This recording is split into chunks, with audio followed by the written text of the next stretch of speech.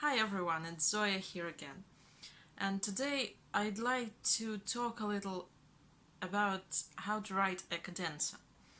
The case is that often students come to my class and play cadenzas to classical and baroque concertos written by another famous flutist, like Rampal cadenzas to Mozart concertos.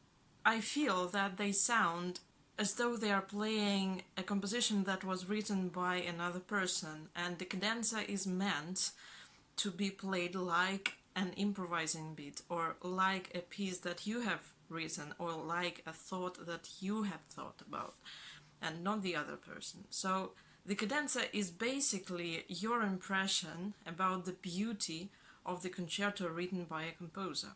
What I came to think about is a short instruction how to write a cadenza harmonically, so it could be easier to improvise, to find different solutions for different concertos, having one single basis inside them. So generally, what is a cadenza? It is the way from 5-6-4 to dominant triad and to resolving to tonic. Within the concerto, there are usually many specific bits, like certain passages, certain melodic turns, and very beautiful lyrical subjects. As an example, I will take the first movement of G major Mozart concerto, and we will see together what's possible to do with that, how to build the harmony within the cadenza, and how to make it structurally logical in order for the cadenza to be dynamic. The harmony that we are starting from is usually 5-6-4 or 1-6-4 or whatever it's called, tonic 6-4, which is this chord. In G major it will be from D, D, G, B, Re, Sol, Si. So we have this harmony, and we need to point it out by a beautiful passage which will come up and down to point out the whole scale and the range.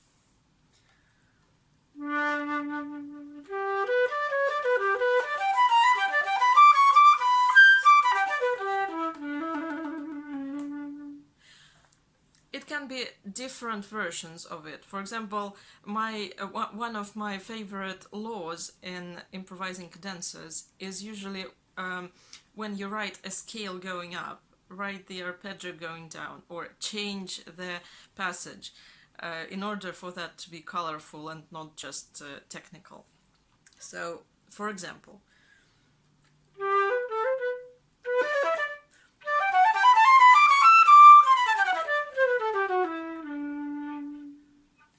or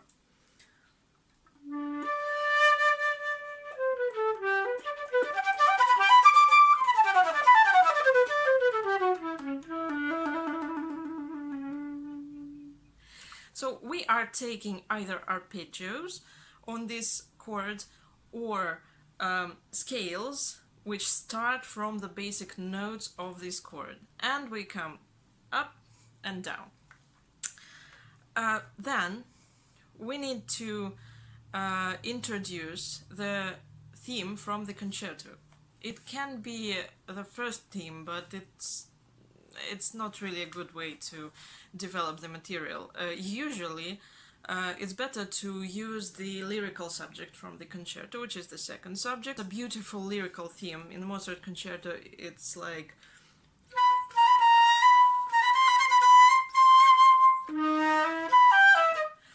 we can use this as a basis for our cadenza. You can use the other ones. For example,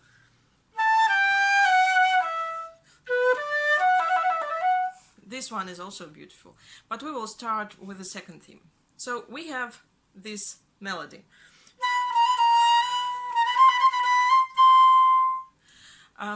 And what we need to do is to build a sequence on this little theme, little motive. we take 2 or 3 bars and build 2 identical phrases. One in the key that it was written in, and another one a tone higher or a tone lower. Depends on what you really want. So let's see what can we do here.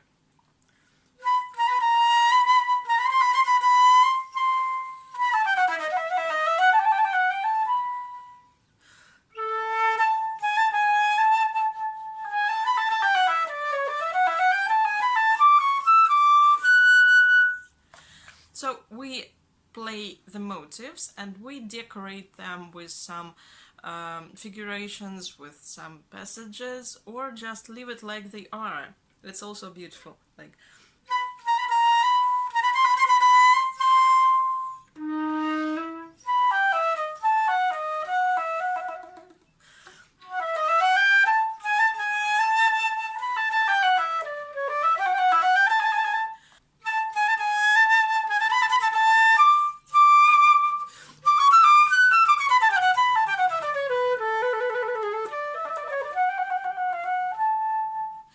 the first one is usually less decorated and goes naturally.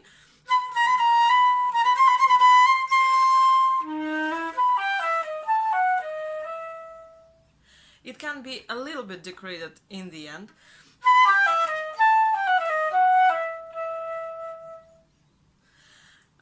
And then the second one is usually decorated more.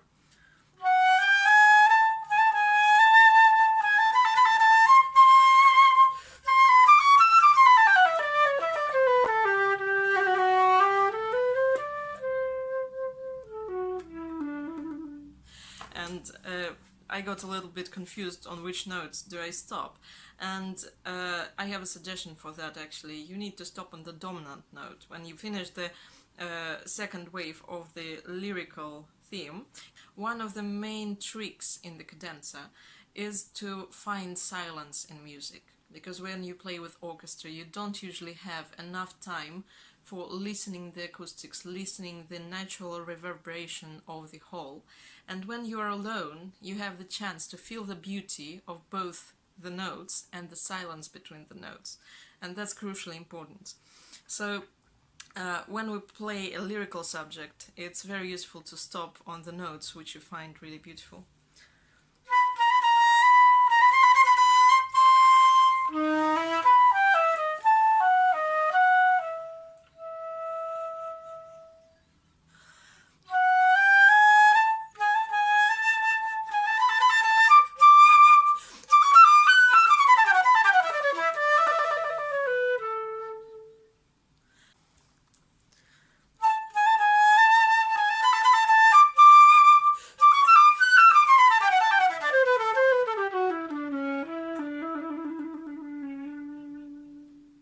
You can also try to stop in the passage going up. Well, let's find what we can do here.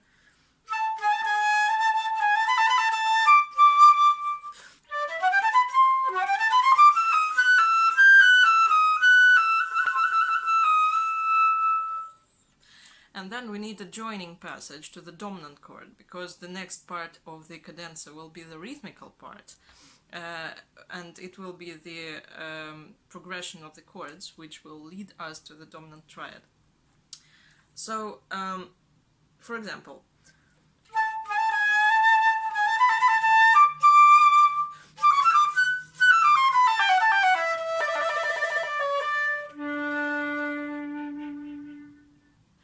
and then we have to play 3 basic functions, which are the tonic, subdominant, the altered subdominant, and the dominant. Dominant 6/4 is better than the dominant triad, because the dominant triad or the dominant 7th usually appear on the trill, and the orchestra plays it while you are holding your trill and resolves it to the tonic triad. So what we need to do is to start from the tonic passage, which usually longs for 2 bars or maybe 4 bars, it depends on your personal desires. And the rule is the same. If you write scale up, write the arpeggio down, or decorate the up up-going passage and the down-going passage in a different way for it to be colorful. So, for example,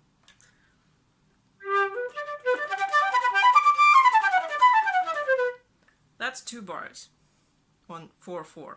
We need to be rhythmical and we need to stay in the measure that was within the concerto. If the concerto is written in 4/4, we need to write our cadenza in 4/4 because in classical music it's very important to stay within the style. It seems weird when the soloist starts to play a completely different piece or a virtuoso passage or a capriccio by Paganini within the Mozart concerto and when he appears on stage. And what I suggest is to stay within the passages that are written within the concerto. For example, in G major concerto by Mozart, we have different kinds of scales. We have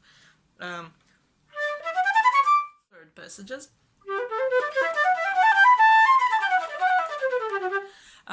We have arpeggios. For example, triplets. This bit. We have simple arpeggios, which allows us to write any arpeggios. Well, and we have plenty of simple Mozart passages that are used in other pieces, like, for example, or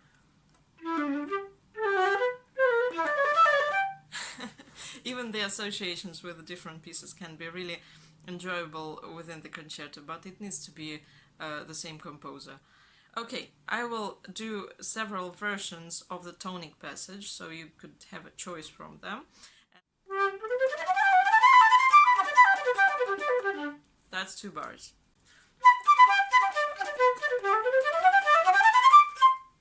That's 2 bars.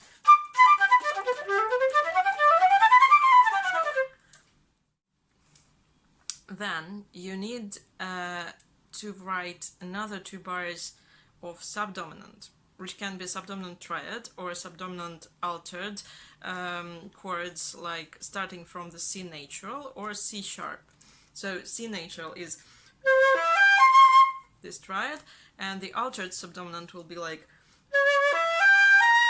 a diminished chord on C sharp.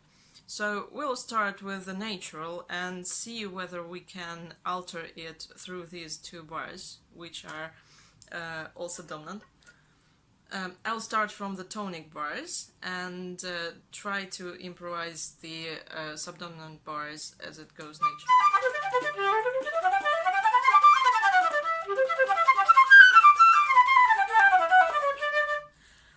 So that's 2 bars of subdominant. Tonic and then subdominant, which was partially natural, but I chose the scales going down. So, and it had a C sharp in the end to resolve into D. It can be, for example, passages like arpeggios, or just thirds, as in concerto, or it can be like diminished chords in thirds, or just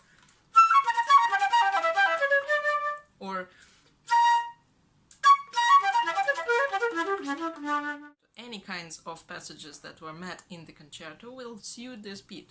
And the main thing is to resolve the C sharp into D, because the next passage needs to be started on D. So we are here. And that's the final passage, and it needs to be really colorful and go through the range and stop on the trill. So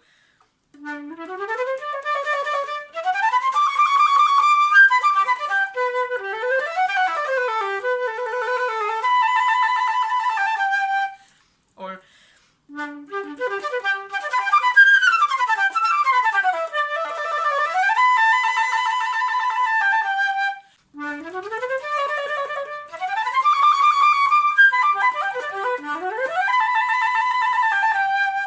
it can be also a little bit of joke, because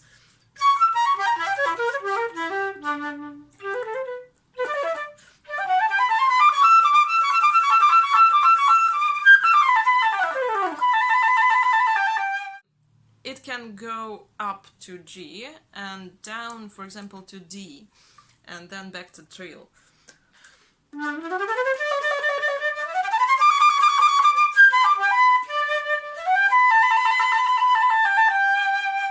It can be like this.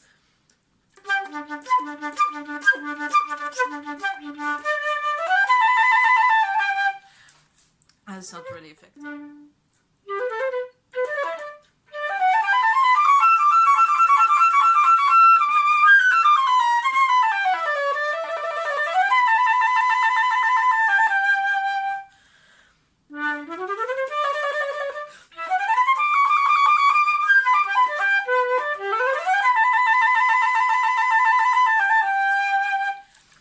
So the main thing is to write a passage that is going to stop on the notes of the G chord starting on D.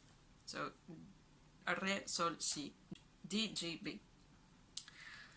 And here we are. We have created the basis for the cadenza, which can be used in basically all the Baroque and classical concertos all through. The main thing is to create the impression that the development goes within the beat that you play. And if you have the harmonic basis, which goes through for example, the dominant harmony to minor beats or subdominant beats, and then has this basic introduction of tonic, subdominant, and dominant within this structure, then it creates the feeling of something that is developed through. So I will now try to improvise the whole cadenza according to the passages that we have chosen, and see whether it can be joined in a natural way between each other.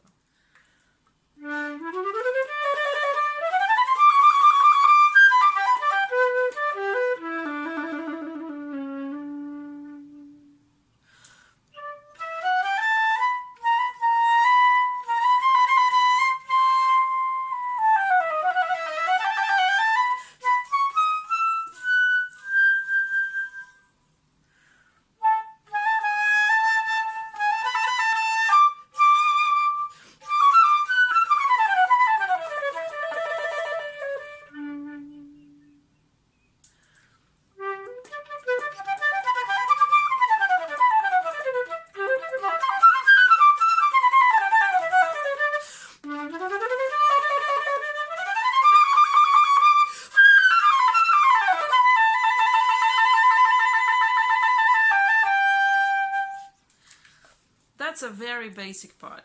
Then you have to decorate it in your own way, and for example, create some really cute beats and cute jokes within the cadenza, which will make it unique. There can be very nice joinings, like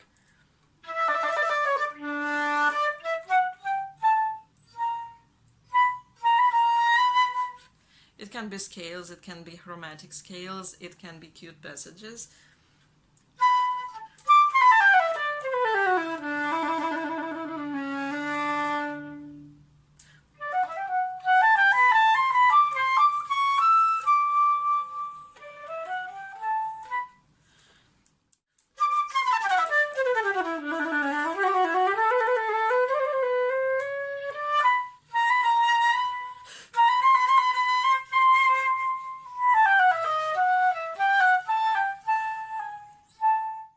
When you are creating your own passages, just think on which note it needs to start and it needs to end, because it's really important to join it very smoothly with the next chords. So that's the basic stuff, and if you have more questions about how to build your own cadenza, I will be happy to answer those. I think that creating your own cadenzas is very important for understanding the style of composer, for living in this style and creating the atmosphere with a desire to prolong the beauty of the piece. And please remember that the cadenza is not only the way to introduce yourself on stage, but also to enjoy the beauty of the piece, the beauty of the composition created by a famous composer for one more moment. Of course, it can be prolonged, it can be shortened, it can be very different inside, but the main point is when you improvise, you always need to have some base, some idea which stays strong and creates the basic structure. Then you are free within this frame and can create your own music within the style which is proposed by the composer. Thank you very much for watching this video. I hope that it was helpful. And please suggest any ideas on what would you like to talk about, to analyze, or to discuss. I am very happy to share ideas with you by videos, and I hope to see you all very soon.